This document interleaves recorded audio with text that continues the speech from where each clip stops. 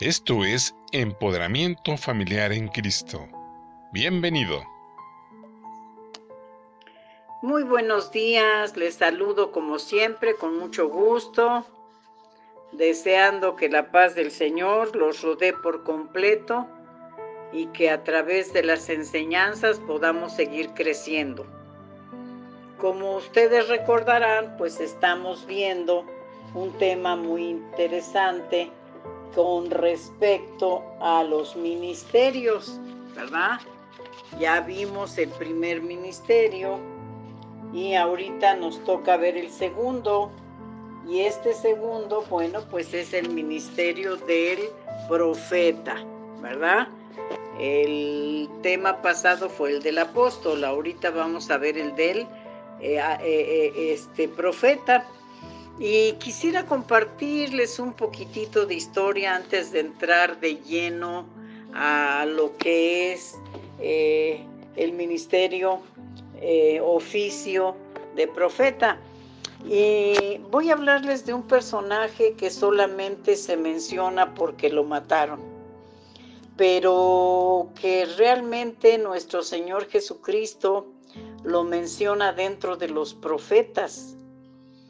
Y para mí fue muy impactante, fue un trabajo de investigación que hice, para mí fue muy impactante porque pues no pensé que este personaje se tomara como profeta.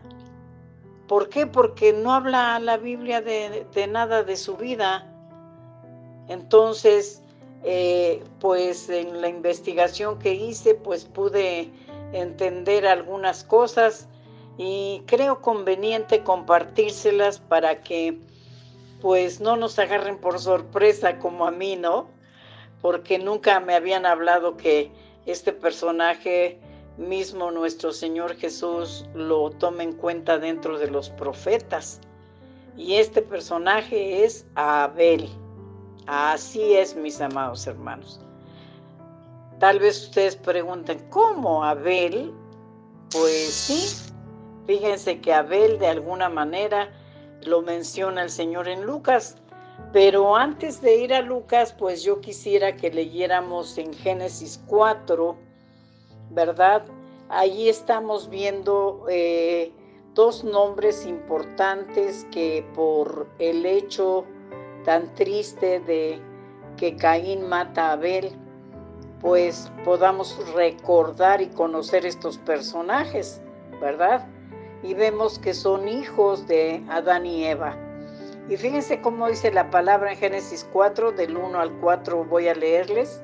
Conoció Adán a su mujer Eva, la cual concibió y dio luz a Caín, y dijo, por voluntad de Jehová he adquirido varón. Después dio a luz a su hermano Abel, y Abel fue pastor de ovejas, y Caín fue labrador de la tierra. Y aconteció que andando el tiempo, que Caín trajo del fruto de la tierra una ofrenda a Jehová, y Abel trajo también de los primogénitos de sus ovejas, de lo más gordo de ellas. Y miró Jehová con agrado a Abel y a su ofrenda, pero no miró con agrado a Caín y la ofrenda suya. Y bueno, más adelante pues ya saben, ¿verdad? Que se enoja, siente envidia de Abel y termina por matarlo. Pero lo que quiero destacar aquí para que pasemos al libro de Lucas es que dice que Abel trajo de los primogénitos de sus ovejas. Entonces vayan tomando en cuenta este punto tan importante. Entonces vemos que desde aquí empieza una revelación que viene de parte de Dios a la vida de Abel, porque dice que él escogió de lo más gordo de sus ovejas, o sea, de lo mejor, fue la mejor oveja, ¿verdad? De los primogénitos que tenía.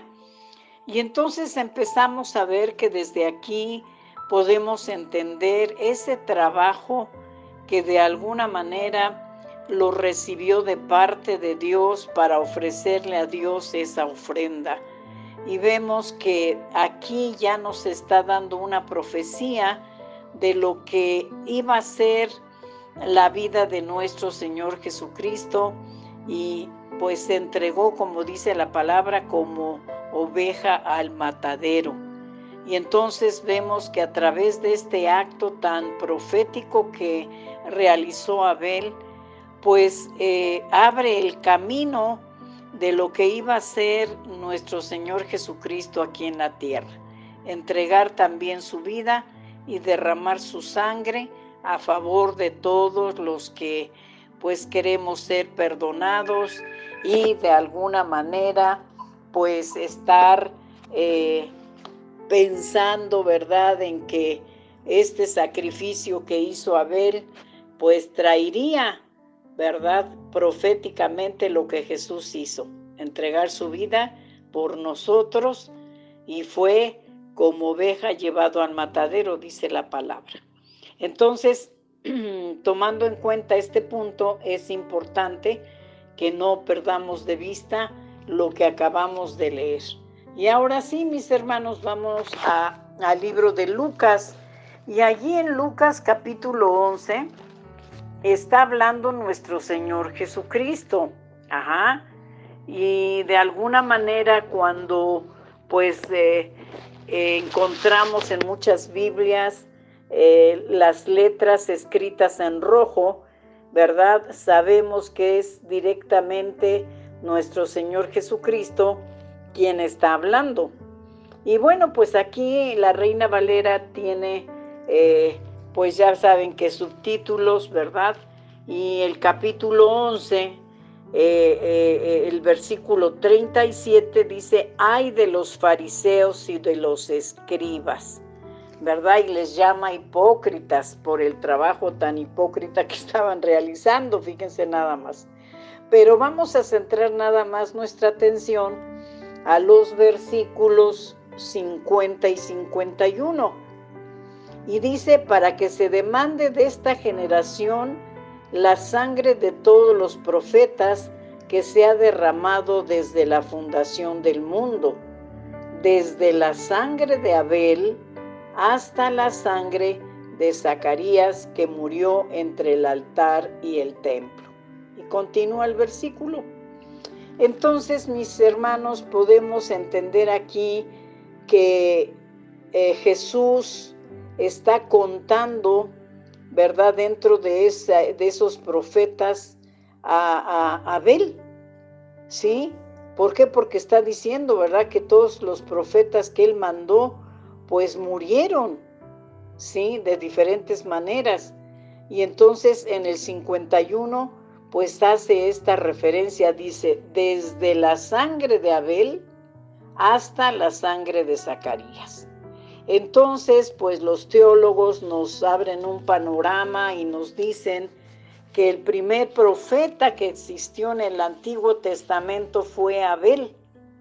¿Por qué? Porque hizo un acto profético al ofrecer a un animalito tan significativo como es la oveja, ¿verdad? Y escogió de lo mejor. ¿Qué es lo que pasaba con los sacrificios que se entregaban en el Antiguo Testamento?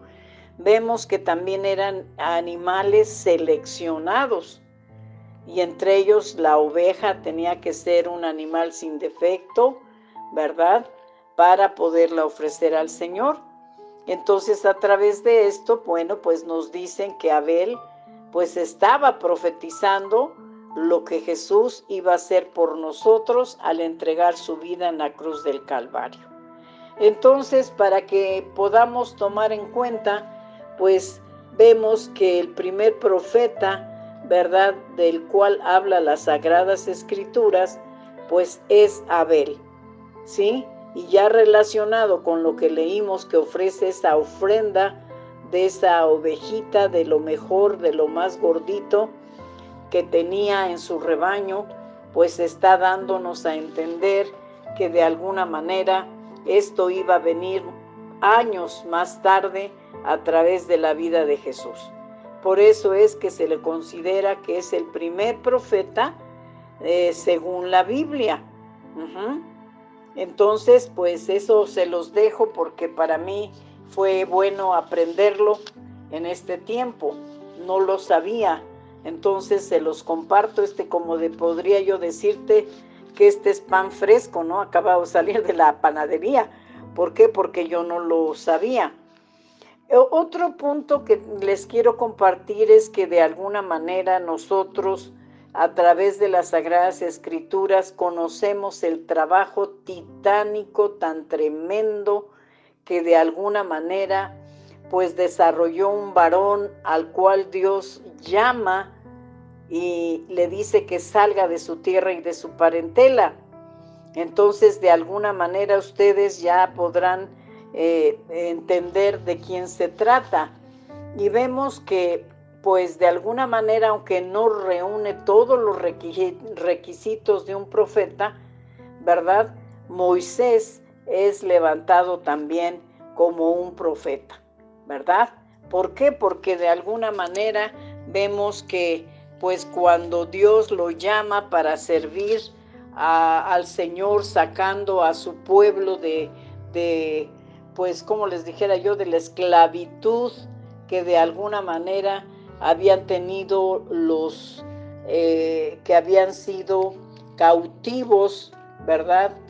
Vemos que Dios levanta a este varón para darles libertad, y entonces vemos que este varón hablaba con Dios, y entonces lo que Dios le decía lo transmitía al pueblo, ¿verdad? Entonces por eso es que también se considera dentro de los primeros profetas de las Sagradas Escrituras, ¿verdad? ¿Por qué? Porque vemos que de alguna manera Dios habla con él, y entonces de alguna manera este varón habla con el pueblo, ¿verdad?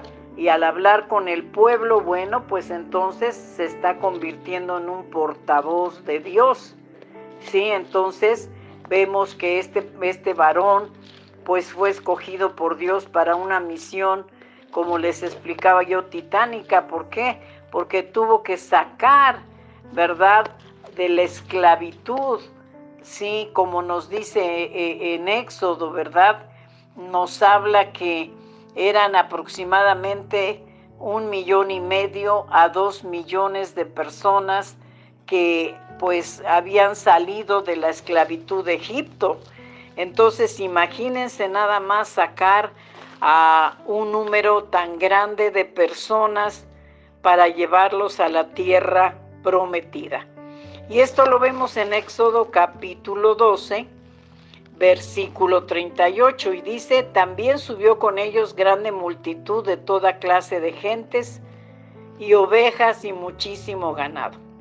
Entonces, vemos que con los israelitas que salen, ¿verdad?, de Egipto, pues sube también con ellos una gran multitud de gente que no pertenecía al pueblo de Israel, pero que de alguna manera habían visto la mano poderosa de Dios obrando a través de las 10 plagas que Dios tuvo que mandar a Faraón, para que Faraón conociera qué clase de Dios estaba pidiendo que su pueblo fuera libre. Entonces vemos que este varón, bueno, pues se le consideró también como un profeta. ¿Por qué? Porque pues hablaba Moisés con Dios, y de alguna manera pues le hacía saber al pueblo lo que Dios estaba pidiendo, lo que Dios quería, y la guianza que tenía de parte de Dios para sacar a ese pueblo y llevarlo a la tierra prometida. Entonces este es otro varón que de alguna manera pues nosotros podemos leerlo en las Sagradas Escrituras, y que es de una bendición muy grande. ¿Por qué? Porque pues era un ser humano como nosotros, con errores, con detalles, ¿verdad? Pero Dios vio su corazón. Entonces, cuando Dios ve su corazón y lo manda a llamar, pues él no puso excusas, sino que él obedeció y salió sin saber a dónde iba, ¿verdad? Muy bien, entonces, pues a Moisés también se le considera uno de los primeros profetas en el Antiguo Testamento. Y bueno, pues vamos a ver posteriormente que pues todas las Sagradas Escrituras nos hablan de esos profetas que Dios levantó para hablarle al pueblo. Y dentro de la división de las Sagradas Escrituras, bueno, pues tenemos entendido que existen profetas mayores y profetas menores. Este nombre se les da por el número de capítulos que tiene sus libros. Entonces podemos ver que de alguna manera, pues los profetas mayores, ¿verdad? Tienen un número mayor de libros y entonces por eso se les llamó profetas mayores. No porque hayan sido más grandes que otros, no. Yo creo que aquí todos los profetas, tanto mayores como menores, fueron usados poderosamente por el Señor, hermanos, porque de veras que es tremendo ver todos los mensajes que tienen las Sagradas Escrituras en relación a las profecías. Entre ellos, de los profetas mayores está Isaías, Jeremías, Lamentaciones, Ezequiel y Daniel. Si nosotros vemos esas profecías y vemos su contenido, era de veras impresionante la manera en que Dios le hablaba a estos varones para hacer su voluntad.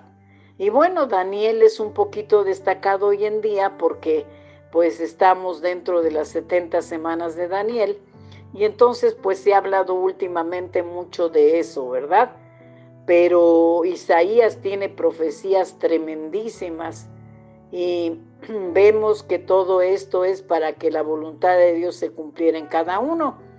Y así los profetas menores empiezan desde Oseas, Joel, Amós, Abdías, Jonás, Miqueas, Nahum, Habacuc, Sofonías, Ageo, Zacarías y Malaquías, ¿verdad? Entonces vemos que todos estos profetas, tanto los menores como los mayores, fueron usados poderosamente por nuestro Dios y de alguna manera sus profecías, sus libros están vigentes hasta el día de hoy. Entonces, hermanos, pues con esto vemos un panorama muy leve sobre el trabajo de los profetas, ¿verdad? Entonces, vemos que el último profeta registrado en las Sagradas Escrituras es Malaquías, ¿verdad? Es el último, ¿sí? Y aquí como dato importante, pues les puedo decir que en aquel tiempo, ¿verdad? No se usaba todavía muy extensamente la palabra profeta, sino que era vidente, ¿verdad? Se le llamaba vidente. Esto lo vemos mucho, por ejemplo, en Samuel, ¿verdad? Y entonces, pues, ese es el nombre que se le dio a los profetas en el Antiguo Testamento. Ya después, pues, en el Nuevo Testamento, pues ya encontramos que se le llama el profeta, ¿verdad? Y es importante también decirles que, pues, de alguna manera la obra de cada uno de estos profetas, al quedar registradas hasta el día de hoy, es que esa palabra está vigente para nuestro tiempo. Muchos piensan que el Antiguo Testamento ya pasó y que ahorita estamos en el Nuevo y que pues tenemos que regirnos con el Nuevo Testamento. Pues yo quiero decirles en mi opinión personal que el Nuevo y el Antiguo Testamento es la palabra de Dios. Y la palabra de Dios no la podemos dividir. Entonces, de alguna manera, con esto podemos entender que tanto el Antiguo como el Nuevo Testamento es la palabra de Dios. Y hay muchas cosas vigentes para nosotros hoy día en el Antiguo Testamento, ¿sí? Entonces, hermanos, aquí no menospreciemos el Antiguo Testamento, ¿verdad? Hay muchos que dicen, ay, no, yo es muy pesado el Antiguo Testamento y mejor no lo leo. Pues de lo que se pierden, hermanos, porque tiene una relación tan asombrosa, ¿verdad? Tanto el Antiguo Testamento con el Nuevo Testamento. Entonces, de alguna manera tenemos que entender que tanto el Antiguo como el Nuevo es palabra de Dios y es una sola palabra de Dios. Entonces, esto es pues muy importante que lo podamos tomar en cuenta. Muy bien. Bueno, pues ahora vamos a ir con el significado de profeta, ¿verdad? ¿Qué es un profeta? Bueno, pues es una persona, ¿verdad?, que recibe un mensaje específico de parte de Dios, pues para entregarlo a una persona, a algún grupo de personas, a la iglesia misma. Es un portavoz de Dios. En otra palabra, podríamos decir que es la boca de Dios para el pueblo, ¿sí? Entonces, vemos que la palabra profeta deriva del hebreo, ¿sí? Y está compuesta por dos vocablos, que es navi. Esta palabra navi indica al que es inspirado por Dios. Y la otra palabra es roé, que significa vidente. Por eso les decía yo que en muchas partes del Antiguo Testamento pues vamos a encontrar la palabra como vidente, ¿verdad? Pero vemos que entonces estos dos vocablos, si los juntamos, ¿verdad?, tienen mucha relación. ¿Por qué? Porque Navi dice que es pues inspiración de Dios, ¿sí? Y esa inspiración de Dios viene a través de Roé, que es el vidente, ¿sí? Entonces, por eso es que de alguna manera, pues es interesante que les comparta yo estas dos palabras, porque pues vemos que tenemos más claras las cosas. Ahora, vemos que de alguna manera todos los 5 ministerios, Dios escoge a la persona y le da un llamado para algún ministerio específico. Y vemos que pues el ministerio de profeta, hermanos, pues en mi opinión siento que este ministerio es el más delicado de todos. Todos son delicados, pero este es más delicado de todos. ¿Por qué? Porque si Dios manda llamar a un hombre o a una mujer para ser su portavoz, ese portavoz tiene que dar el mensaje exacto y correcto como lo recibió de parte de Dios. Entonces, no podemos añadir, no podemos quitar. ¿Por qué? Porque es palabra de Dios.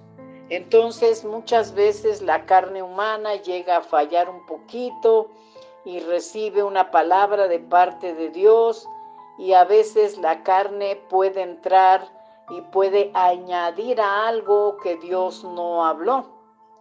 Y entonces ahí viene problemas. ¿Por qué? Porque viene un juicio de parte de Dios. Es como si a ti te doy un mensaje y te digo, ve y dile a un familiar que yo digo esto, y vas y dices, ay, pero pues yo creo que le voy a añadir esto que se oye también muy interesante. Y cuando entregas el mensaje, pues entregas el mensaje que yo di, pero le agregaste. Y entonces cuando yo me entero, ¿qué es lo que va a suceder? Pues voy a tener que llamar la atención a esta persona. ¿Por qué? Porque dijo cosas que yo no dije. Sí, entregó el mensaje, gloria a Dios, pero añadió de su carne, de su pensamiento. Y entonces, de alguna manera, pues ya la palabra va un poquito adulterada. ¿Por qué? Porque si tú eres portavoz de Dios, Dios te ha mandado a llamar a ese ministerio del profeta. Si Dios te da 3 palabras para entregarlas, son las mismas que vas a entregar. No tenemos por qué adornar, no tenemos por qué poner otra cosa cuando Dios no la ha hablado, ¿sí? Entonces vamos a ver rapidito en otra clase, ¿verdad? El juicio de Dios para los profetas que alteran el mensaje que Dios está dando para entregarlo a una persona, a un grupo, a una iglesia. Y entonces vemos que es muy delicado que se añada de tu cosecha, de tu pensamiento, palabra que Dios no habló. ¿Sí? Entonces, por eso dentro de esta definición está el saber, ¿verdad? Que pues de alguna manera son portavoz de Dios, es la boca de Dios para hablar al pueblo. Por lo tanto, tenemos que ser bien, pero bien estrictos en lo que recibimos y entregamos.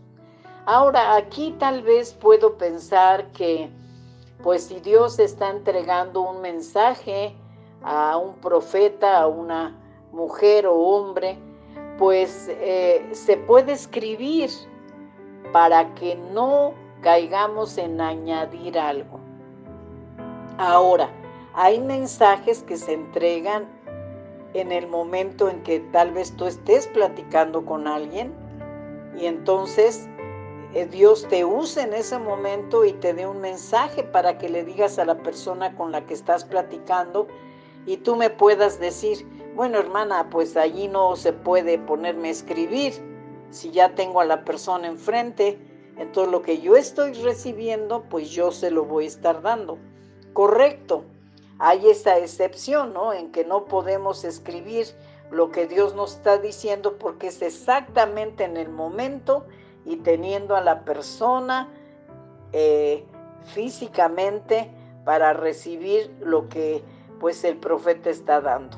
Entonces, allí no podemos, pero si Dios manda un mensaje para, por ejemplo, si tú lo recibes en lunes y el domingo Dios te dice el domingo lo tienes que entregar, bueno, pues allí sí hay esa oportunidad de poder escribirlo para poder entender perfectamente lo que Dios quiere para tal vez una persona, un grupo de personas o la iglesia, ¿verdad?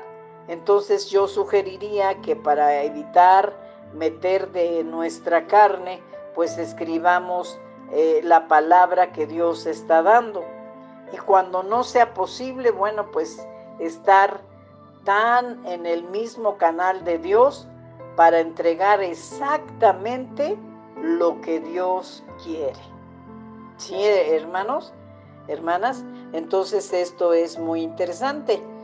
Ahora, vemos que de alguna forma, como en todos los 5 ministerios y en los dones de nuestro Señor Espíritu Santo, que ya vimos en otra clase, pues todos deben de tener un buen testimonio, una vida de testimonio, pues para los vecinos con los que tiene alrededor y para las personas que de alguna manera pues asisten a la iglesia, con todas las que tengan que convivir.